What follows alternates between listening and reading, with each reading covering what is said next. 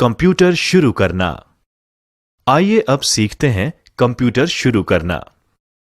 Desktop या laptop को on button दबाकर शुरू किया जा सकता है। आमतौर पर डेस्कटॉप या लैपटॉप में अगले हिस्से पर एक पावर का बटन होता है। अपने कंप्यूटर को शुरू करने के लिए इन चरणों का पालन करें। चरण 1, कंप्यूटर पर। चरण 2, बटन को दबाएं या पुश करें। कुछ कंप्यूटर्स पर कंप्यूटर की ऑन स्थिति में बटन रोशन होता है। लैपटॉप पर सामने वाले हिस्से पर अक्सर एक लाइट होती है। अगर डेस्कटॉप मॉनिटर से जुड़ा होता है तो सुनिश्चित करें कि मॉनिटर चालू है। अधिकांश कंप्यूटर मॉनिटर्स पर स्क्रीन के निचले कोने पर एक ऑन ऑफ बटन होता है। मॉनिटर चालू होने पर बटन अक्सर हरे रंग की रोशनी से रोशन होता है। चरण 3, अब आपको कंप्यूटर पर लॉगिन करना होगा। यदि आप अपने कंप्यूटर के एकमात्र उपयोगकर्ता या यूजर हैं, तो इसके शुरू होने पर सीधे डेस्कटॉप पर पहुंच सकते हैं। यदि आप किसी सार्वजनिक कंप्यूटर का उपयोग कर रहे हैं, उदाहरण के लिए एक पुस्तकालय या साइबर कैफे में, तो आपको लॉगिन करने के तरीके के बारे में निर्देश दिए जाएंगे। यदि आप अपने कंप्यूटर को अन्य लोगों के साथ साझा कर रहे हैं, तो प्रत्येक उपयोगकर्ता का एक अलग लॉगिन खाता बनाया जाएगा। जब आप कंप्यूटर शुरू करते हैं तो स्क्रीन कुछ इस तरह से दिखाई देगी। जब आप अपने नाम के ऊपर स्थित आइकन पर क्लिक करेंगे तो आपको एक पासवर्ड के लिए कहा जाएगा। स्टार्ट करने से पहले मुख्य उपयोगकर्ता या व्यवस्थापक को आपके लिए इसे सेट करना चाहिए। अपने पासवर्ड को टाइप करें और तीर पर क्लिक करें। कंप्यूटर सिस्टम के प्रमुख घटक। आइए अब हम जानते हैं कंप्यूटर सिस्टम के प्रमुख घटकों के बारे में। कंप्यूटर सिस्टम में कई घटक होते हैं जो कंप्यूटर पर कार्य करने में सहायक होते हैं। कंप्यूटर सिस्टम परिभाषा। कंप्यूटर एक इलेक्ट्रॉनिक डिवाइस है। कंप्यूटर ऐसे उपकरणों से बने होते हैं जो डेटा को इनपुट करते हैं, प्रोसेस करते हैं एवं संग्रहित करते हैं और इच्छित स्वरूप में परिणाम देते हैं। डेटा का मतलब रॉ फैक्ट्स एंड फिगर्स है। डेटा एक इनपुट डिवाइस के माध्यम से, जैसे कि कीबोर्ड सा है, और कंप्यूटर की मेमोरी में संग्रहित किया जाता है। इसके बाद यह दिए गए निर्देशों के सेट के अनुसार कार्य करता है। कंप्यूटर परिणाम को आउटपुट डिवाइस के माध्यम से, जैसे कि मॉनिटर, प्रदर्शित करता है। कंप्यूटर डेटा संसाधित करता है और सूचना का उत्पादन करता है। कंप्यूटर केवल विद्युत संकेतों जैसे कि ऑन और ऑफ को ही समझ सकते हैं, जहां ऑन का मतलब सर्किट ऑन है एवं ऑफ का मतलब सर्किट ऑफ है। आमतौर पर एक कंप्यूटर में processor, main and secondary memory, power supply और सहायक हार्डवेयर को एक धातु के केस में रखा जाता है। इनमें से अधिकांश घटक कंप्यूटर के मुख्य सर्किट बोर्ड से जुड़े होते हैं, जिन्हें मदरबोर्ड कहा जाता है। बिजली की आपूर्ति ज्यादातर घटकों के लिए बिजली आपूर्ति घटक करती है। सभी बाहरी उपकरण जैसे कि कीबोर्ड, मॉनिटर आदि केस के पीछे कनेक्टर्स के माध्यम से जुड़े होते हैं। कंप्यूटर सिस्टम के प्रमुख हार्डवेयर घटक हैं processor, input device, output device, main memory, secondary memory. Processor एक इलेक्ट्रॉनिक डिवाइस एवं एक सिलिकॉन वर्क लाखों छोटे विद्युत भागों का बना होता है। एक प्रोसेसर में अरबों ट्रांजिस्टर हो सकते हैं। यह सिस्टम के भीतर मौलिक कंप्यूटिंग करता है और सीधे या परोक्ष रूप से अन्य सभी घटकों को नियंत्रित करता है। प्रोसेसर को कभी-कभी केंद्रीय प्रोसेसिंग यूनिट या सीपीयू भी कहा जाता है। एक कंप्यूटर में एक Intel core i3, i5, i7, Xenon या स्पार्क प्रोसेसर। सॉफ्टवेयर घटक। आइए अब हम जानते हैं सॉफ्टवेयर घटक के बारे में। कंप्यूटर सिस्टम के सॉफ्टवेयर घटक की कोई भौतिक उपस्थिति नहीं होती। वे डिजिटल मेमोरी में डिजिटल रूप से संग्रहित होते हैं। ये डेटा और कंप्यूटर प्रोग्राम हैं। कंप्यूटर प्रोग्राम प्रोसेसर के लिए निर्देश हैं, जबकि डेटा एक प्रोग्राम की जरूरत है। डेटा कई तरह के हो सकते हैं, जैसे अल्फाबेटिक डेटा, संख्यात्मक डेटा, इमेजेस, ऑडियो डेटा इत्यादि। अब हम एक एक करके एक कंप्यूटर सिस्टम के सभी घटकों के बारे में जानेंगे। इनपुट डिवाइस के साथ शुरुआत करते हैं। सबसे अधिक इस्तेमाल किए जाने वाले इनपुट डिवाइस हैं कीबोर्ड, पॉइंटिंग उपकरण, स्कैनर और ऑडियो उपकरण जैसे माइक्रोफोन। इससे पहले कि हम इसके बारे में जानना शुरू करें, आइए रमेश और सुरेश के बीच की ये बातचीत सुन लें। हेलो रमेश। हाय सुरेश। तुम कहीं खोए हुए लग रहे हो, क्या हुआ? हाँ सुरेश, मैं इनपुट और आउटपुट डिवाइस में थोड़ा कंफ्यूज हूँ, तुम मेरी कुछ मदद करो ना। ठीक है रमेश, रुको, मैं एक उदाहरण के माध्यम से तुम्हें समझाता हूं। मानव शरीर का उदाहरण लें तो सूचना आंख, कान, नाक, जीभ और त्वचा के माध्यम से मस्तिष्क में प्रवेश करती है। इसी प्रकार एक कंप्यूटर में इनपुट डिवाइस जैसे कीबोर्ड, माउस आदि के माध्यम से जानकारी प्रवेश करती है। तो मान लो अगर मैं टीवी देख रहा हूँ तो उस केस में रिमोट कंट्रोल और उसके बटन इनपुट डिवाइस होने चाहिए। बिल्कुल सही कहा। इसके अलावा मॉनिटर और स्पीकर आउटपुट डिवाइस हैं, जिसके माध्यम से हम एक कंप्यूटर या टीवी से जानकारी प्राप्त कर सकते हैं। प्रिंटर भी एक आउटपुट डिवाइस है, क्योंकि ये आपको प्रिंट आउटपुट देता है। एक सेकंड रुको, तो इंसान के मस्तिष्क के बारे में क्या कहोगे? ये इनपुट डिवाइस है या आउटपुट डिवाइस? इनमें से कोई भी नहीं है। हमारा मस्तिष्क सिर्फ एक सीपीयू की तरह है, जो इनपुट और आउटपुट डिवाइस को जोड़ता है। कल्पना करो, अगर तुम सीपीयू से कीबोर्ड या प्रिंटर अलग कर दो, तो क्या कीबोर्ड से कंप्यूटर को इनपुट दे सकोगे? क्या तब भी तुम्हें कंप्यूटर से प्रिंट आउट मिलेगा? नहीं, मुझे नहीं लगता। बिल्कुल सही। सभी इनपुट और आउटपुट डिवाइस का सीपीयू से जुड़ा होना जरूरी है, जो उन्हें नियंत्रित करता है। इनपुट डिवाइस के द्वारा दी गई जानकारी को प्रोसेस करता है और आउटपुट डिवाइस को परिणाम भेजता है। अब चीजें काफी समझ में आई हैं। शुक्रिया दोस्त। आइए अब कीबोर्ड के बारे में जानते हैं। कीबोर्ड सबसे अधिक इस्तेमाल किए जाने वाला इनपुट डिवाइस है। ये एक टाइपराइटर जैसा उपकरण है, जो अक्षर, अंक और कमांड टाइप करने के लिए प्रयोग में लिया जाता है। इसमें स्विच की एक मैट्रिक्स यानी एक स्विच में कुंजी होती है। प्रत्येक दबाई गई कुंजी सीपीयू को एक डिजिटल कोड भेजती है, जो ये पता करता है कि कंप्यूटर डिजिटल कोड को डिकोड कर दबाई गई कुंजी का निर्धारण करते हैं। अब हम कीबोर्ड लेआउट के बारे में सीखते हैं।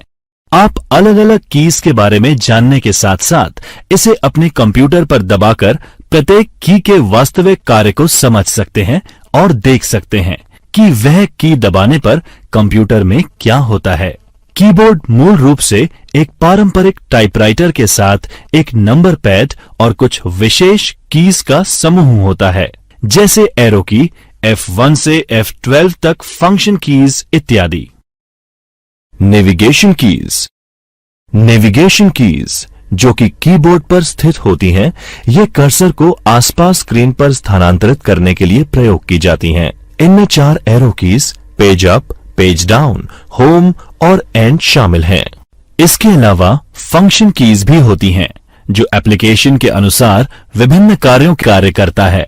कीबोर्ड में सामान्यतः 12 फंक्शन कीज होती हैं। विंडोज की विंडो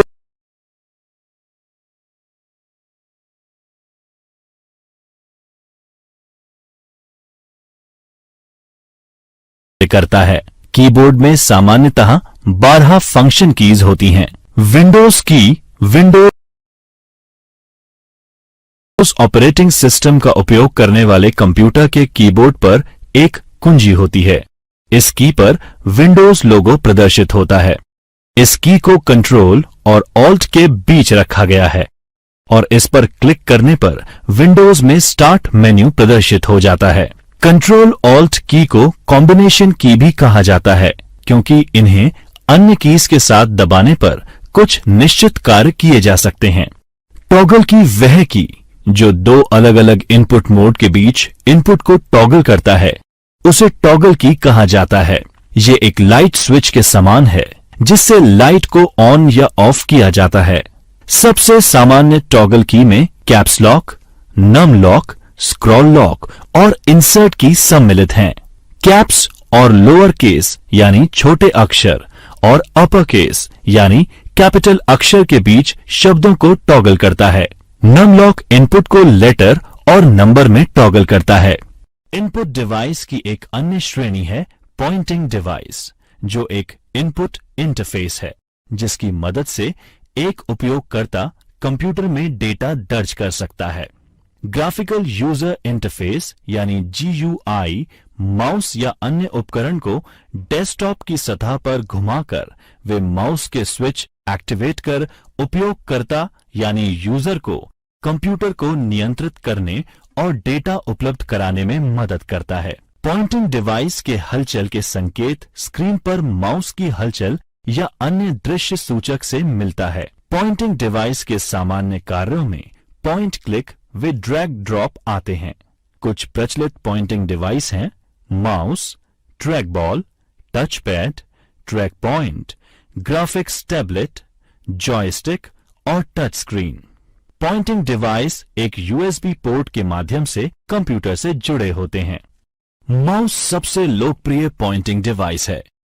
पहले माउस में एक बॉल होती थी जो कि माउस के निचले भाग की सतह पर रोल होती थी। जैसे ही हम माउस को हिलाते हैं, उसमें मौजूद आंतरिक रोलर्स बॉल के मूवमेंट को सेंस करके माउस कॉर्ड यानी माउस केबल के माध्यम से कंप्यूटर को सूचना भेजते हैं। आजकल ऑप्टिकल माउस का प्रचलन है जिसमें रोलिंग बॉल का उपयोग नहीं किया जाता है, बल्कि इसके स्थान पर एक लाइट और छोटे सेंसर का उपयोग किया जाता है जो मेज की सतह के एक छोटे से भाग से माउस को मूवमेंट का पता लगाने के लिए इस्तेमाल होता है। यह तार रहित या वायरलेस माउस रेडियो तरंगों के माध्यम से कंप्यूटर के साथ संचार बनाए रखता है। माउस को एक हाथ से संचालित इलेक्ट्रॉनिक डिवाइस भी कहा जा सकता है, जो कि आपके कंप्यूटर स्क्रीन पर कर्सर को नियंत्रित करता है जब आप इसे चारों ओर एक माउस पैड पर घुमाते हैं। माउस में स्क्रॉल व्हील्स भी होते हैं जो कि GUI के साथ काम करने में सहायक सिद्ध हो सकते हैं। पारंपरिक PC माउस में 2 बटन होते हैं, जबकि मैकिन्टॉश माउस में एक ही बटन होता है। टच पैड छोटे, फ्लैट, आयताकार पॉइंटिंग डिवाइस होते हैं जो दबाव और गति के प्रति संवेदनशील होते हैं। आजकल अधिकांश लैपटॉप कंप्यूटर्स में एक टच पैड पॉइंटिंग डिवाइस होती है। यूजर टच पैड की सतह पर उंगली को फिराकर या फिसलाकर स्क्रीन पर कर्सर को एक जगह से दूसरी जगह मूव करते हैं। Left and right click button pad के नीचे स्थित होते हैं। टच पैड इस्तेमाल करने के लिए माउस की अपेक्षा बहुत कम जगह की जरूरत पड़ती है और इनमें कोई मूविंग भाग भी नहीं होता। Track point. कुछ नोटबुक कंप्यूटर जैसे IBM थिंकपैड में टच पैड के लिए भी जगह नहीं होती। ऐसे में अंदर अक्सर एक ट्रैक पॉइंट होता है जो कि कीबोर्ड की कीज के बीच समाहित एक छोटी रबर प्रोजेक्शन होती है। ट्रैक पॉइंट एक छोटे जॉयस्टिक की तरह कार्य करता है जिसे कर्सर की स्थिति को नियंत्रित करने के लिए इस्तेमाल किया जाता है। ट्रैक बॉल भी एक स्थिर पॉइंटिंग डिवाइस की तरह ही होता है जिसमें बॉल टॉप पर या साइड में स्थित होती है। हम ट्रैक बॉल को रोल करने के लिए उंगलियों का प्रयोग करते हैं और आंतरिक रोलर्स इस मूवमेंट को सेंस करके निर्देशों को डेस्क पर स्थिर बनी रहती है और इसकी वजह से हमें ट्रैक बॉल का उपयोग करने के लिए बहुत ज्यादा जगह की जरूरत भी नहीं होती। आजकल ऐसे ऑप्टिकल ट्रैक बॉल उपलब्ध हैं जिनमें रोलर्स की जरूरत नहीं होती है और व्हील्स के गंदे होने की भी कोई समस्या नहीं होती। जॉयस्टिक भी पॉइंटिंग डिवाइस है जो अक्सर कंप्यूटर गेम और सिम्युलेटर में इस्तेमाल किया जाता है। जॉयस्टिक्स और खेल नियंत्रकों के विभिन्न प्रकार बाजार में उपलब्ध हैं। Graphics tablet, digitizer, digital drawing tablet, pen tablet, digital art board एक कंप्यूटर इनपुट डिवाइस हैं जो कि एक विशेष कलम की तरह दिखने वाले स्टाइल्स के साथ हाथ से चित्र, एनिमेशन और ग्राफिक्स बनाने के लिए एक उपयोगकर्ता को सक्षम बनाता है। ये एक व्यक्ति द्वारा पेंसिल और कागज के साथ चित्र बनाने के समान है या हस्तलिखित हस्ताक्षर कैप्चर करने के लिए भी इस्तेमाल किया जा सकता है। ये एक कागज के टुकड़े से चित्र का पता लगाने के लिए भी इस्तेमाल किया जा सकता है। एक स्कैनर मुद्रित पृष्ठ या प्रिंटेड पेज ग्राफिक का डिजिटलीकरण करता है। उसको छोटे छोटे पिक्सेल्स वाली इमेज अलग अलग ब्राइटनेस एवं कलर के साथ में परिवर्तित करके कंप्यूटर को संचारित यानी ट्रांसमिट करता है। स्कैनर के 3 मुख्य प्रकार होते हैं: flat bed scanner, sheet fed scanner और हैंडहेल्ड स्कैनर। छात्रों, अब इन स्कैनर्स के मुख्य फीचर्स को समझते हैं। फ्लैट बेड एक स्कैनर या फोटोकॉपी मशीन का एक प्रकार है जो दस्तावेज या अन्य वस्तुओं को स्कैन करने के लिए एक फ्लैट कांच की सतह का उपयोग करता है। अधिकांश फ्लैट बेड स्कैनर में एक एडजस्टेबल ढक्कन होता है जो कि मैगजीन, किताबें और अन्य मोटी वस्तुओं को स्कैन करने के लिए उठाया जा सकता है। शीट फेड स्कैनर, जिसे एक ऑटोमेटिक दस्तावेज स्कैनर या एडीएफ स्कैनर के रूप में भी जाना जाता है, एक डिजिटल इमेजिंग सिस्टम है जिसे विशेष रूप से पेपर के अलग अलग शीट को स्कैन करने के लिए बनाया गया है। इसका व्यापक रूप से व्यवसायों द्वारा कार्यालय दस्तावेजों को स्कैन करने के लिए उपयोग होता है और कभी-कभी पुस्तकों को स्कैन करने के लिए अभिलेखागार और पुस्तकालयों द्वारा प्रयोग किया जाता है। शीट फेड स्कैनर्स की उनके द्वारा हैंडल किए जाने वाले कागज के वजन और आकार, ड्यूटी साइकिल रेटिंग, गति प्रति मिनट पृष्ठों की और ड्यूप्लेक्स क्षमता के संदर्भ में तुलना की जा सकती है। हैंडहेल्ड स्कैनर वह है जिसे हाथ से स्कैन की जाने वाली वस्तु के ऊपर से घुमाया जा सकता है। हैंडहेल्ड स्कैनर समकक्ष डेस्कटॉप स्कैनर की तुलना में छोटे और कम महंगे होते हैं, लेकिन आंशिक रूप से उपयोगकर्ता की निपुणता पर निर्भर करते हैं जो स्कैनर को कागज के ऊपर से घुमाते हैं। इन स्कैनर में ट्रे भी उपलब्ध होते हैं जो कि स्कैनर को एक सीधी रेखा में चलने में मदद करते हैं। बारकोड अलग अलग मोटाई वाली लाइनों का एक सेट होता है जो एक नंबर दर्शाते हैं। बारकोड रीडर बारकोड से डेटा इनपुट के लिए उपयोग किया जाता है। दुकानों में अधिकांश उत्पादों पर बारकोड होती है। आप किसी भी स्थानीय डिपार्टमेंटल स्टोर पर जाकर इसका साक्षात उदाहरण देख सकते हैं। बारकोड रीडर बारकोड की लाइनों पर प्रकाश की बीम डालता है और कितनी प्रकाश की मात्रा वापस रिफ्लेक्ट होती है उसके आधार पर बारकोड का नंबर पढ़ता है। ऑप्टिकल रिकग्निशन डिवाइस अक्षर, अंक और कोड को पढ़ने के लिए प्रकाश स्रोत का उपयोग करता है और फिर उन्हें डिजिटल डेटा में बदल देता है। ओसीआर, ओएमआर और barcode reader optical recognition device के प्रकार हैं। ओसीआर स्कैनर आपने अक्सर दुकानों या रिटेल स्टोर्स में देखा होगा जिसमें स्कैनर प्रोडक्ट के अक्षर पढ़ लेता है।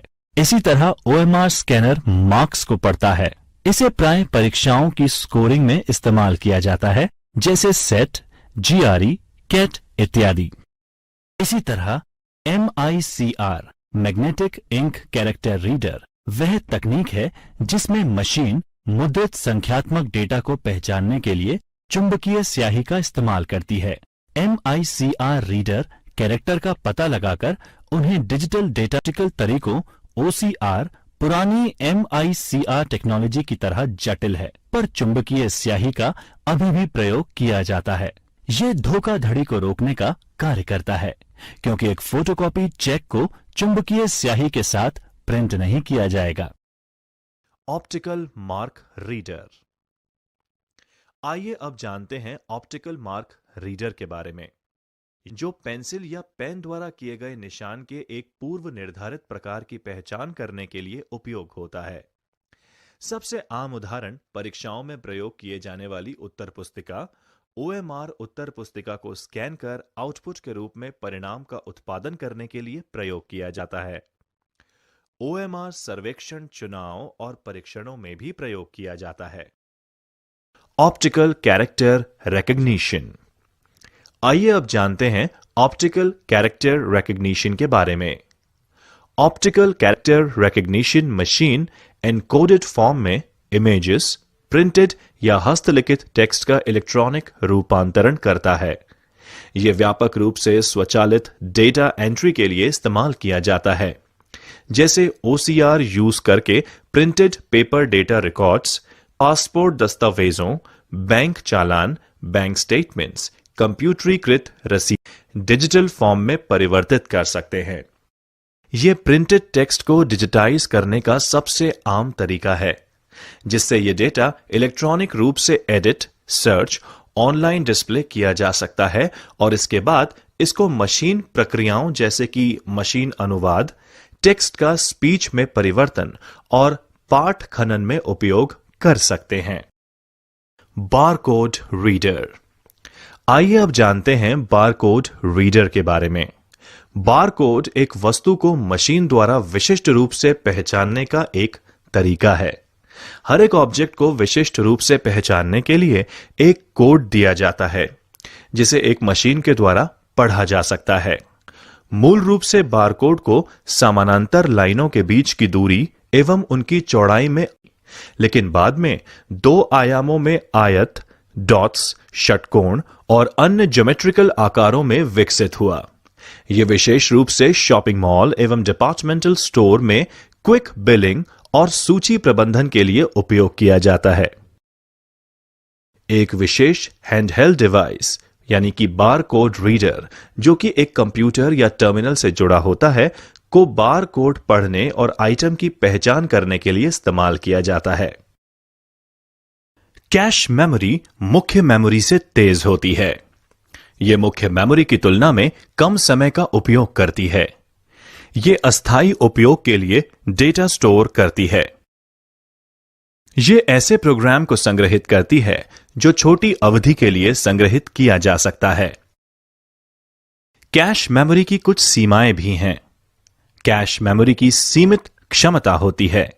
यह बहुत महंगी होती है। स्पीच रिकग्निशन एक तरह का इनपुट है जिसमें कंप्यूटर एक माइक्रोफोन में बोले गए शब्दों को पहचानता है। नवीनतम प्रौद्योगिकी निरंतर स्पीच रिकग्निशन का इस्तेमाल करती है, जहां उपयोगकर्ता को शब्दों के बीच पॉज लेने की जरूरत नहीं होती है। वेबकैम एक वीडियो कैमरा होता है जो रियल टाइम में कंप्यूटर से कंप्यूटर नेटवर्क तक इमेज या चित्रों को फीड करता है या स्ट्रीमिंग करता है।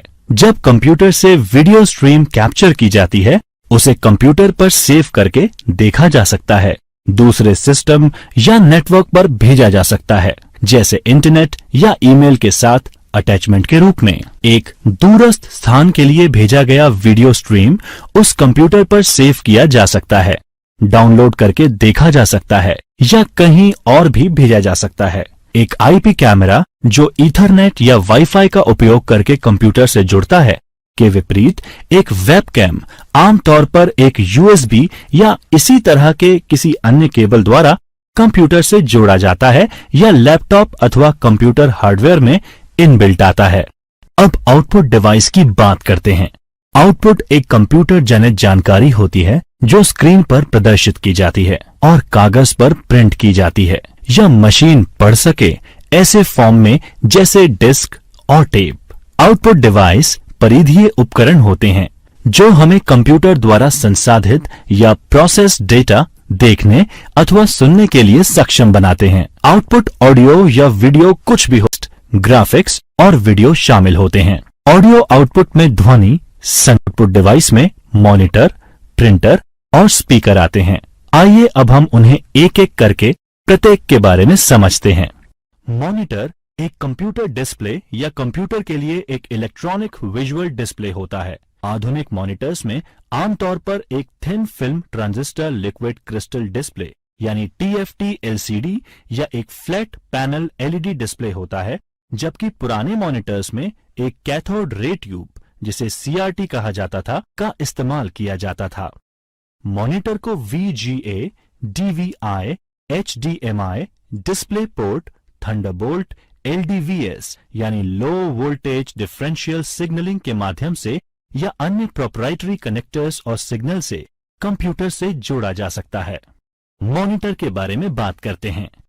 CRT यानी कैथोड रे ट्यूब ऐसे कंप्यूटर मॉनिटर पर या टीवी में एक डिस्प्ले स्क्रीन के रूप में एक वैक्यूम ट्यूब का इस्तेमाल होता है। ट्यूब के एक अंत पर फास्फोरस की कटिंग होती है, जिस पर जब इलेक्ट्रॉन भिड़ते हैं तो प्रकाश का उत्सर्जन होता है। अतीत में CRT कंप्यूटर डिस्प्ले टर्मिनल के लिए एक लोकप्रिय शब्द था। आज मॉनिटर सही शब्द है, क्योंकि कंप्यूटर डिस्प्ले बहुत समय पहले से ही CRT से पलायन कर LCD पैनल पर शिफ्ट हो चुके हैं। इसी तरह फ्लैट पैनल टीवी भी अब CRT का उपयोग नहीं करते। एक फ्लैट पैनल मॉनिटर आमतौर पर कंप्यूटर, टैबलेट, स्मार्टफोन या टीवी से आउटपुट को दिखाने के लिए एक LCD यानी लिक्विड क्रिस्टल डिस्प्ले स्क्रीन का उपयोग करता है। सबसे पहले वाले फ्लैट पैनल 1980 के मध्य में लैपटॉप में इस्तेमाल किए गए थे और आज LCD कंप्यूटर डिस्प्ले के लिए एक मानक यानी स्टैंडर्ड है। टीवी देखने के लिए LCD, LED, OLED तकनीक प्रतिस्पर्धा कर रहे हैं और अब प्लाज्मा टीवी नहीं बनाए जाते। LCD और LED सबसे व्यापक रूप से इस्तेमाल किए जाते हैं और OLED नवीनतम तकनीक है। LED यानी लाइट एमिटिंग डायोड और प्लाज्मा डिस्प्ले भी फ्लैट पैनल टेक्नोलॉजी में आते हैं, लेकिन LCD कंप्यूटर में इस्तेमाल के लिए सबसे लोकप्रिय है, विशेष रूप से लैपटॉप में इस्तेमाल के लिए। फ्लैट पैनल डिस्प्ले CRT का होता है। नवीनतम LCD स्क्रीन पारदर्शी थिन फिल्म ट्रांस, जिससे तस्वीर की गुणवत्ता और देखने के एंगल में बहुत सुधार हो रहा है। LED monitor light emitting diode का इस्तेमाल करता है। मॉनिटर में एक प्रदर्शन बूस्टर के रूप में कार्य करता है। असल में LED मॉनिटर एक LCD मॉनिटर ही होता है, जिसमें LED बैकलाइट का इस्तेमाल कर LCD पैनल को रोशनी प्रदान की जाती है। रेजोल्यूशन एक डिस्प्ले स्क्रीन पर हॉरिजॉन्टल और वर्टिकल पिक्सल की संख्या होती है। जितने अधिक पिक्सल उतना अधिक बिना स्क्रॉल के जानकारी डिस्प्ले होती है। उदाहरण के लिए स्क्रीन रेजोल्यूशन 1600-1200 का मतलब 1600 हॉरिजॉन्टल और 1200 वर्टिकल पिक्सल होना है। रेजोल्यूशन को प्रति इंच पिक्सल के एक मैट्रिक्स के रूप में परिभाषित किया जा सकता है। 1920-1200 के स्क्रीन रेजोल्यूशन में 1200 हॉरिजॉन्टल लाइन होती हैं, जिसमें प्रत्येक में 1920 पिक्सल हैं, जो ऊपर से नीचे तक वर्टिकल चलती हैं। अधिकांश समय एक तीसरी संख्या भी रंगों को नामित करने के लिए रेजोल्यूशन में जोड़ी जाती है। उदाहरण के लिए 1920-1264 के 64,000 रंगों की एक सेटिंग दर्शाता है। हालांकि तीसरा नंबर रिफ्रेश दर भी हो सकती है। उदाहरण के लिए इसका मतलब है 1280 1024 60 हर्ट्ज पर 1280 1024 पिक्सल प्रति सेकंड 60 बार रिफ्रेश। SVGA यानी सुपर VGA 800 600 1024 768 1280 1024 और 1600 1200 पिक्सल का एक रेजोल्यूशन है। 1980 के दशक में VESA ने IBM के VGA डिस्प्ले स्टैंडर्ड को 640-480 से बढ़ाकर 800-600 किया और इसे सुपर VGA नाम दिया गया। XGA यानी एक्सटेंडेड ग्राफिक्स एरे 1990 में IBM द्वारा शुरू किया गया। 1024 768 पिक्सल वाला एक इंटेलेस स्क्रीन रेजोल्यूशन है। 256 रंग को सपोर्ट कर XGA ने VGA के टेक्स्ट मोड को 80 से 132 कॉलम का बनाया। XGA बाद में बिना इंटरलेस के और 64 के रंग के रेजोल्यूशन में सुधारा गया। इन वर्षों में विक्रेताओं ने कई रेजोल्यूशन जोड़े, जो कि पिक्सल की कुल संख्या का अंश या उसके मल्टीपल्स में था। उपयोगी सुझाव: मॉनिटर स्क्रीन को आंख के स्तर से 20 डिग्री नीचे रखा जाना चाहिए। स्क्रीन नियमित रूप से साफ करें और अपनी आंखें हर 5 सेकंड में झपकाएं। प्रिंटर वह डिवाइस है जो कि कंप्यूटर आउटपुट को प्रिंट में परिवर्तित करता है। प्रिंटर एक स्थायी पठनीय प्रारूप में जानकारी देते हैं, जिसे हार्ड कॉपी भी कहा जाता है। आमतौर पर आउटपुट एक कागज पर छपता है। प्रिंटर आउटपुट की गुणवत्ता DPI या मापा जाता है। प्रिंटर को मोटे तौर पर इम्पैक्ट और नॉन इम्पैक्ट प्रिंटर में वर्गीकृत किया जा सकता है। इम्पैक्ट प्रिंटर वह प्रिंटर है जो ऐसा प्रिंटिंग तरीका इस्तेमाल करता है जिसमें वह कैरेक्टर की छवि या चित्र को रिबन में और कागज पर स्ट्रोक के माध्यम से प्रिंट करता है। इम्पैक्ट प्रिंटर दो प्रकार के होते हैं, कैरेक्टर प्रिंटर और लाइन प्रिंटर। कैरेक्टर प्रिंटर आमतौर पर एक समय में एक कैरेक्टर को प्रिंट करते हैं। डॉट मैट्रिक्स प्रिंटर में प्रिंट हेड में छोटे इलेक्ट्रोमैग्नेटिक सक्रिय पिन होते हैं और एक स्याही वाला रिबन होता है जो इम्पैक्ट से छवियों को प्रिंट करता है। ये प्रिंटर काफी शोर करते हैं और अपेक्षाकृत धीमी गति से कार्य करते हैं। ये बड़े बिजनेस कारोबार में इस्तेमाल होते हैं जहां लगातार 80 कॉलम और 132 कॉलम की स्टेशनरी पर प्रिंटिंग होती रहती है। उदाहरण के लिए 9 pin head draft quality text बनाते हैं, जबकि 24 पिन हेड टाइपराइटर की गुणवत्ता का आउटपुट निकालते हैं। गति 200 से 400 कैरेक्टर प्रति सेकंड यानी सीपीएस तक होती है, जो लगभग 90 से 180 लाइनें प्रति मिनट यानी लाइन मैट्रिक्स प्रिंटर एक समय में एक पूरी लाइन प्रिंट करते हैं। परंपरागत रूप से लाइन प्रिंटर चॉन प्रिंटर और ड्रम प्रिंटर के रूप में होते थे। प्रिंटर के ये प्रकार एक प्रिंट हेड का इस्तेमाल करते हैं जिसमें पिन होती है जो इलेक्ट्रोमैग्नेटिक तंत्र द्वारा प्रिंटर हेड और पेपर के बीच रखे रिबन पर स्ट्राइक करती है, जहां आउटपुट प्रिंट होता है। उनकी गति प्रिंटिंग प्रॉपर्टीज के प्रकार पर निर्भर करती है और प्रति मिनट 200 से 2000 लाइनों तक होती है।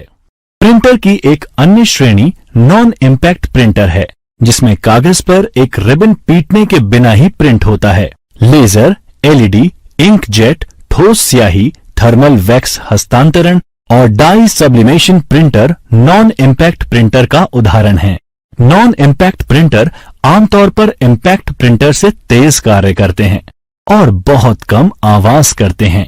लोकप्रिय नॉन इम्पैक्ट प्रिंटर में inkjet printer, laser printer, thermal printer और प्लॉटर हैं। Low end inkjet 3 ink colour cyan, magenta और पीले का उपयोग करते हैं, लेकिन एक काले रंग का कंपोजिट निकालते हैं जो कि अक्सर गंदा होता है। 4 रंग वाले इंकजेट CMYK शुद्ध काले रंग की प्रिंटिंग के लिए काली स्याही का उपयोग करते हैं। घर पर उपयोग के लिए सबसे आम प्रकार का प्रिंटर कलर इंकजेट प्रिंटर है। यह प्रिंटर प्रिंट सिरे से स्याही की छोटी बूंदों का छिड़काव कर पेज की छवि बनाते हैं। प्रिंटर को कलर इमेज प्रिंट करने के लिए स्याही के कई रंगों की जरूरत पड़ती है। ये प्रिंटर अपेक्षाकृत सस्ते होते हैं, लेकिन कंज्यूमेबल वस्तुओं की लागत लंबे समय में संचालन को महंगा बनाता है। आज लगभग सभी इंकजेट प्रिंटर कलर आउटपुट निकाल सकते हैं। एक लेजर प्रिंटर कार्यालय और व्यावसायिक प्रयोजनों के लिए अच्छी गुणवत्ता की छवियां बनाता है। एक फोटो सेंसिटिव मटेरियल द्वारा कोटेड ड्रम को चार्ज किया जाता है और फिर छवि एक लेजर या एलईडी द्वारा इस पर छापी जाती है। उसके बाद ड्रम टोनर के अंदर रोल करता है। टोनर कागज पर जमा किया जाता है और फिर गर्मी से कागज में जोड़ा जाता है। अधिकांश लेजर प्रिंटर मोनोक्रोम यानी केवल एक रंग काला होते हैं, लेकिन महंगे लेजर प्रिंटर जिसमें कई रंग के टोनर कार्ट्रिज होते हैं मल्टी कलर आउटपुट प्रिंट कर सकते हैं। ये प्रिंटर इंकजेट प्रिंटर से अधिक तेजी से कार्य करते हैं। उनकी गति पेज प्रति मिनट यानी पीपीएम में मापी जाती है। डायरेक्ट थर्मल प्रिंटर एक मध्यम से कम रेजोल्यूशन वाला प्रिंटर होता है जिसमें कोटेड पेपर इस्तेमाल होता है जो गर्मी लगने पर डार्क हो जाता है। कागज को हीटिंग तत्वों की एक पंक्ति से पास किया जाता है जो कागज को जलाकर डॉट्स बना देते हैं। ये आमतौर पर बारकोड प्रिंटर और अन्य स्पेशलिटी प्रिंटर जैसे एटीएम से स्लिप प्रिंट करने के लिए इस्तेमाल किया जाता है। ये व्यापक रूप से पुरानी फैक्स मशीन में भी इस्तेमाल किया जाता था। प्रिंटिंग लागत अधिक होने के कारण इसे केवल पेशेवर डिजाइन के काम के लिए इस्तेमाल किया जाता है। प्लॉटर उच्च गुणवत्ता वाले वेक्टर ग्राफिक्स यानी engineering, drawing, building plan, circuit diagram आदि कंप्यूटर के नियंत्रण में प्रिंट करने के लिए उपयोग किया जाता है। वे इंक पेन या इंक जेट का उपयोग ग्राफिक्स या चित्र बनाने के लिए करते हैं। आमतौर पर इनमें ड्रम प्लॉटर और फ्लैट बेड प्लॉटर होते हैं। ये काले और सफेद या कलर में प्रिंट फीट चौड़े कागज पर भी प्रिंट कर सकते हैं। क्या आप जानते हैं पोर्ट्रेट ओरिएंटेशन में एक प्रिंटआउट की लंबाई ज्यादा होती है, जिसमें जानकारी कागज के कम चौड़ाई वाले भाग में छपती है। इसके विपरीत लैंडस्केप प्रिंटआउट की चौड़ाई ज्यादा होती है, जानकारी कागज के ज्यादा चौड़े हिस्से पे छपती है। स्पीकर भी आउटपुट डिवाइस है जो एनालॉग ऑडियो सिग्नल्स को सुनने लायक बनाने के लिए उसे हवा कंपन में बदलते हैं। जब सीआरटी मॉनिटर स्टैंडर्ड थे, तब कंप्यूटर के लिए डिजाइन किया गया स्पीकर सीआरटी के चुंबकीय तार के साथ चुंबकीय हस्तक्षेप से बचने के लिए शील्ड किया जाता था। स्पीकर मल्टीमीडिया कंप्यूटर का एक हिस्सा होता है। स्पीकर में एम्पलीफायर होते हैं जो ध्वनि उत्पन्न करने के कंपन करते हैं और ऑडियो आउटपुट देते हैं। प्रोजेक्टर एक उपकरण है जो कि एक सफेद या चांदी के कपड़े या स्क्रीन पर, जैसे दीवार, छत या अन्य स्क्रीन, इस पर कंप्यूटर आउटपुट प्रोजेक्ट करता है। यह व्यापक रूप से शिक्षा और स्लाइड प्रेजेंटेशन के लिए उपयोग किया जाता है। प्रोजेक्टर मुख्य रूप से फिल्में प्रदर्शित करने के लिए तैयार किए गए हैं। लोगों की एक बड़ी संख्या को कंप्यूटर आउटपुट दिखाने के लिए मल्टीमीडिया प्रोजेक्टर का इस्तेमाल किया जाता है। ये प्रेजेंटेशन दिखाने और कॉर्पोरेट बैठकों के लिए कक्षाओं और ऑडिटोरियम में प्रयोग किया जाता है। कुछ ऐसे उपकरण भी हैं जो इनपुट और आउटपुट दोनों के लिए इस्तेमाल किए जाने की क्षमता रखते हैं। लोकप्रिय इनपुट आउटपुट डिवाइस हैं फैक्स मशीन, मल्टीफंक्शन उपकरणों यानी MFD, touch screen display, digital कैमरे इत्यादि। फैक्स मशीन एक दस्तावेज को शून्य और एक की एक श्रृंखला, जिसे बिटमैप के नाम से भी जाना जाता है, में परिवर्तित करता है, जिसे सामान्य कंप्यूटर डेटा की तरह स्थानांतरित किया जा सकता है। रिसीवर साइट पर एक फैक्स मशीन भेजे गए डेटा को प्राप्त करता है, शून्य और एक की श्रृंखला को पुनः डॉट्स में तब्दील करता है और तस्वीर बनाता है। इस प्रकार ये दोनों इनपुट और आउटपुट डिवाइस के रूप में कार्य करते हैं। मल्टीफंक्शन डिवाइस बहुत सारे कार्य करने की क्षमता रखते हैं, जो कि उसके बिना अलग अलग परिधीय उपकरणों के द्वारा करने पड़ते हैं। एक मल्टीफंक्शन डिवाइस में एक प्रिंटर, एक स्कैनर और एक फोटोकॉपी में से एक न्यूनतम 2 परिधीय उपकरण होते हैं। एक मल्टीफंक्शन प्रिंटर है।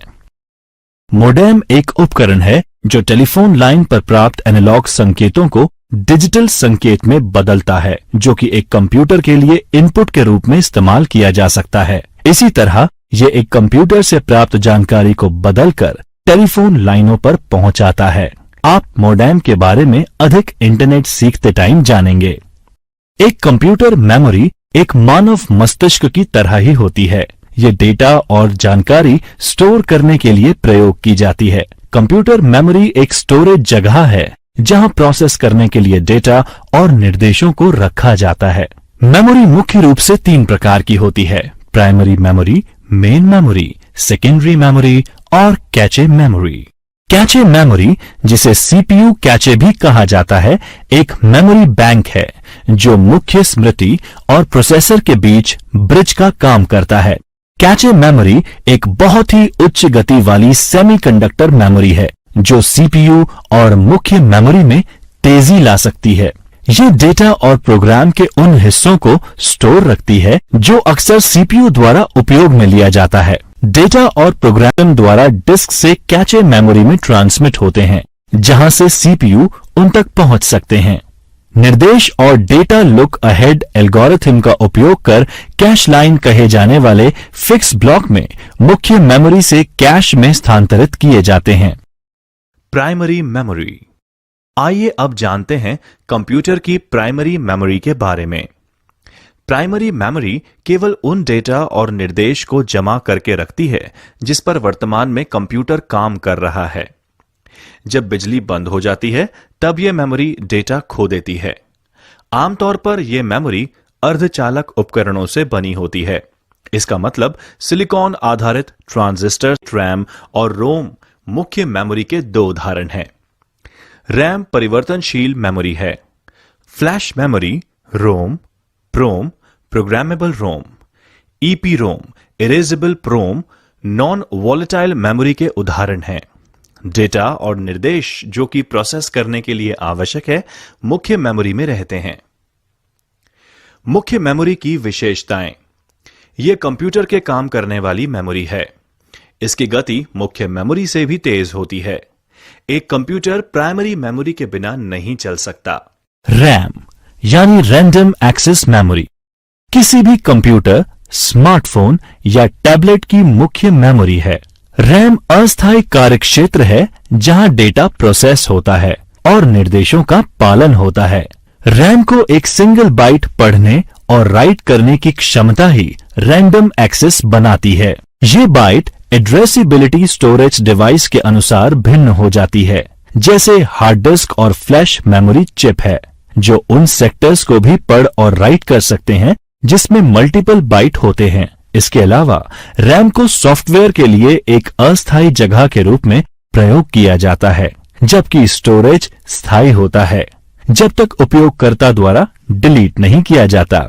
रैम के प्रकार हैं डायनेमिक रैम यानी डी रैम और स्टैटिक रैम यानी एस रैम। रोम रीड ओनली मेमोरी एक मेमोरी चिप है जो कि स्थायी रूप से निर्देश और डेटा स्टोर करते हैं। स्टोर की जाने वाली सामग्री चिप निर्माण की प्रक्रिया के अंतिम चरण में मास्किंग बनाई जाती है और इसे बदला नहीं जा सकता। स्टैंड अलोन रोम चिप्स और माइक्रो कंट्रोलर चिप्स में रोम बैंकों का इस्तेमाल असंख्य एप्लीकेशन के लिए कंट्रोल रूटीन धारण करने के लिए किया जाता है। रोम भी व्यापक रूप से पुराने पीसी में बायोस होल्ड करने के लिए और वीडियो गेम में प्लग इन कार्ट्रिज के लिए इस्तेमाल किया गया। रोम यानी रीड ओनली मेमोरी के प्रकार हैं पी रोम, ईपी रोम और ईईपी रोम। पी रोम यानी प्रोग्रामेबल रोम एक स्थायी मेमोरी चिप है जिसमें कंटेंट चिप निर्माता के बजाय ग्राहक द्वारा बनाया जाता है या प्रोग्राम किया जाता है। ये रोम चिप से अलग है जो निर्माण के समय में बनाई जाती है। पी रोम स्टोरेज के लिए इस्तेमाल होते हैं जब उनके कंटेंट को बदलने ईईपी रोम के लिए रास्ता दे दिया गया है जिन्हें पुनः प्रोग्राम किया जा सकता है। ईपी रोम यानी इरेजेबल प्रोग्रामेबल रोम एक रीराइटेबल मेमोरी चिप है जो कि बिना पावर या बिजली अपना कंटेंट स्टोर कर सकती है। ईपी रोम चिप्स को सर्किट बोर्ड पर रखे जाने से पहले एक बाहरी प्रोग्रामिंग डिवाइस पर लिखा जाता है। चिप को एक महंगी चीनी मिट्टी से बने चिप पैकेज की आवश्यकता होती है जिसमें एक छोटी सी क्वार्ट्ज विंडो होती है जो अपारदर्शी चिपचिपे टेप के साथ कवर की जाती है। पुनः प्रोग्रामिंग के लिए चिप को सर्किट बोर्ड से निकाला जाता है, टेप निकाल दिया जाता है और इसे लगभग 20 मिनट के लिए एक अल्ट्रावायलेट यानी यूवी प्रकाश के नीचे रखा जाता है। ईईपी रोम यानी इलेक्ट्रिकली इरेजेबल प्रोग्रामेबल रोम एक रीराइटेबल मेमोरी चिप है जो बिना पावर या बिजली के बिना अपना कंटेंट रखती है। ईईपी रोम राइट स्तर पर बिट या बाइट एड्रेसेबल होते हैं, जिसका मतलब है फिर से डेटा राइट करने से पहले बिट या बाइट को मिटाना जरूरी होता है। फ्लैश मेमोरी में जो ईईपी रोम से विकसित हुआ और वास्तुकला में लगभग समान है, डेटा राइट करने से पहले बाइट के पूरे ब्लॉक को मिटाना होता है। इसके अलावा ईईपी रोम आमतौर पर निर्देश और डेटा की छोटी मात्रा को स्टोर करने के लिए इस्तेमाल होते हैं, जबकि फ्लैश मेमोरी मॉड्यूल गीगाबाइट में डेटा स्टोर कर सकते हैं। इसीलिए डिजिटल कैमरे के स्टोरेज और हार्ड डिस्क रिप्लेसमेंट में इस्तेमाल किए जाते हैं। Hard disk drive. आइए अब जानते हैं कंप्यूटर की हार्ड डिस्क के बारे में, जो कि सेकेंडरी मेमोरी होती है। यह एक डेटा भंडारण डिवाइस है जिसका उपयोग कर डेटा भंडारण या डिजिटल इंफॉर्मेशन रिट्रीव करने के लिए किया जाता है। इसे एक या एक से ज्यादा तेजी से घूमती हुई डिस्क, जो कि चुंबकीय सामग्री से लिप्त होती है, के द्वारा किया जाता है। सतह पर जानकारी को लिखने और पढ़ने के लिए प्लेटर्स को चुंबकीय हेड्स डेटा रैंडम एक्सेस ढंग से प्राप्त किया जा सकता है। इसका मतलब है कि डेटा को किसी भी क्रम में प्राप्त किया जा सकता है। बिजली बंद होने पर भी HDD अपने डेटा को बरकरार रखता है। HDD की प्रमुख विशेषता उसकी क्षमता और प्रदर्शन है। 1 terabyte disk drive 1000 giga disk drive की परफॉर्मेंस कितने समय में कितना डेटा रिट्रीव किया गया उसके अनुसार मापी जाती है, जैसे डेटा रेट। Optical disc. सभी ऑप्टिकल डिस्क वृत्ताकार थाली के आकार की होती हैं। ये अलग अलग आकार और भंडारण क्षमता में आती हैं। सबसे लोकप्रिय ऑप्टिकल डिस्क है WORM यानी CDR, CDRW, DVD और blu ray disc. Worm disc, CD recordable disc. Worm का मतलब राइट वंस रीड मैनी या कॉम्पैक्ट डिस्क रिकॉर्डेबल है। CD रिकॉर्डिंग ड्राइव के माध्यम से वॉर्म डिस्क या CDR डिस्क्स में हम एक बार ही डेटा को स्टोर कर सकते हैं। इन डिस्क में डेटा को पढ़ने के लिए लेजर बीम तथा डिस्क की सतह पर गड्ढे बनाकर लिखा जाता है।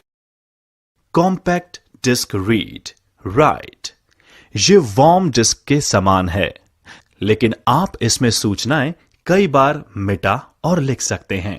Digital versatile disc. ये एक ऑप्टिकल स्टोरेज डिवाइस है जो कि CD जैसा दिखाई देती है, लेकिन इनकी भंडारण क्षमता 4.7 GB से 8.5 GB तक होती है। DVD को एकल परत डिस्क या डबल परत डिस्क के रूप में वर्गीकृत किया जा सकता है। यह अधिकतर उच्च गुणवत्ता वाली फिल्मों और ऑडियो फाइल्स के भंडारण के लिए ब्लू रे डिस्क। ये भविष्य में मौजूदा DVD की जगह ले सकती है। ये डिस्क भी अतिरिक्त क्षमता, उच्च घनत्व डेटा स्टोर करने के साथ रिकॉर्डिंग के लिए लेजर बीम का उपयोग करती है। इसकी भंडारण क्षमता 50 GB से 500 GB है। Pen drive, flash memory. यह एक छोटा सा पोर्टेबल डिवाइस जो USB पोर्ट के माध्यम से एक कंप्यूटर से जुड़ सकता है। यहां तक कि जब यह कंप्यूटर से जुड़ा नहीं होता तब भी डेटा को संग्रहित रख सकता है। यह आसानी से डिस्कनेक्ट हो जाता है और सुरक्षित रूप से कहीं पर भी ले जाया जा सकता है। Smart media card. यह इन दिनों डिजिटल कैमरे के इस्तेमाल में सबसे लोकप्रिय है और एक पोर्टेबल क्रेडिट कार्ड की तरह है। Secure digital card. यह दूसरी पीढ़ी मल्टीमीडिया कार्ड है। इसमें डेटा को लॉक और रक्षा करने की क्षमता है। इसके 2 संस्करण हैं। Mini SD card. यह स्मार्टफोन में डेटा भंडारण की आवश्यकता को पूरा करता है। Micro SD card. यह मिनी SD मेमोरी कार्ड से छोटा होता है तथा उसकी सभी विशेषताएं उसमें उपलब्ध होती हैं। विंडोज 10 में कंप्यूटर सिस्टम कॉन्फ़िगरेशन की जांच करना। आइए सीखते हैं विंडोज 10 में कंप्यूटर सिस्टम कॉन्फ़िगरेशन की जांच करना। विंडोज 10 में कंप्यूटर सिस्टम की जानकारी जैसे ऑपरेटिंग सिस्टम, प्रोसेसर विवरण, रैम और अन्य विशिष्टताओं को कई तरीकों से देखा जा सकता है। सेटिंग का उपयोग करना। आइए सीखते हैं सेटिंग्स का उपयोग करना। कंप्यूटर की मूल प्रणाली जानकारी देखने के लिए सेटिंग्स पर क्लिक करें और इसके बाद सिस्टम में अबाउट पर क्लिक करें। इस सेटिंग पेज में विंडोज 10 का सटीक संस्करण और बिल्ड संख्या मिल जाएगी, जो हर बार माइक्रोसॉफ्ट द्वारा एक क्यूमुलेटिव अपडेट या सुविधा अपडेट जैसे विंडोज की 10वीं वर्षगांठ अपडेट। सेटिंग्स में सिस्टम का प्रकार, सटीक प्रोसेसर और मेमोरी भी देख सकते हैं। सिस्टम सूचना का उपयोग करना। आइए सीखते हैं सिस्टम सूचना का उपयोग करना। सिस्टम इंफॉर्मेशन सबसे अच्छे टूल्स में से एक है, जिसका उपयोग कंप्यूटर की संपूर्ण प्रणाली विशिष्टताओं को देखने के लिए किया जा सकता है। सिस्टम इंफॉर्मेशन खोलने के लिए यह करें। MS Info 32 या सिस्टम इंफॉर्मेशन खोजें और सिस्टम की जानकारी पूरे सिस्टम विवरण के साथ एक रिपोर्ट के रूप में संग्रहित की जा सकती है। यह तब उपयोगी हो सकता है जब हार्डवेयर कार्य करना बंद कर दे, ताकि यह जाना जा सके कि कंप्यूटर के अंदर क्या है। एक रिपोर्ट बनाने के लिए निम्नलिखित कार्य करें। सिस्टम इंफॉर्मेशन खोलें। वह जानकारी चुनें जिसे आप निर्यात करना चाहते हैं। उदाहरण के लिए, यदि सिस्टम समरी का चयन करते हैं तो सिस्टम की जानकारी के हर हिस्से को निर्यात कर सकते हैं। हालांकि यदि केवल कंप्यूटर के ग्राफिक कार्ड विवरणों को निर्यात करना चाहते हैं तो केवल डिस्प्ले का चयन कर सकते हैं। फाइल पर क्लिक करें, एक्सपोर्ट पर क्लिक करें। फाइल को सेव करने के लिए स्थान को ब्राउज करें, एक वर्णनात्मक नाम दर्ज करें और कार्य को पूरा करने के लिए सेव पर क्लिक करें। रिपोर्ट एक टेक्स्ट फाइल फोन पर भी। कमांड प्रॉम्प्ट का उपयोग करना। आइए सीखते हैं कमांड प्रॉम्प्ट का उपयोग करना। कमांड प्रॉम्प्ट का उपयोग करने के लिए निम्न चरणों का पालन करें। स्टार्ट मेन्यू खोलें और कमांड प्रॉम्प्ट की खोज करें। कमांड प्रॉम्प्ट पर राइट क्लिक करें और एडमिनिस्ट्रेटर के रूप में रन चुनें। सिस्टम इन्फो कमांड टाइप करें और एंटर दबाएं। जब ऊपर दी गई कमांड रन होती है तो हार्डवेयर और ऑपरेटिंग सिस्टम के बारे में विस्तृत जानकारी मिलती है, जिसमें विंडोज और उसके अपडेट की जानकारी, मेमोरी और नेटवर्क अडेप्टर का विवरण और अन्य जानकारी शामिल होती है।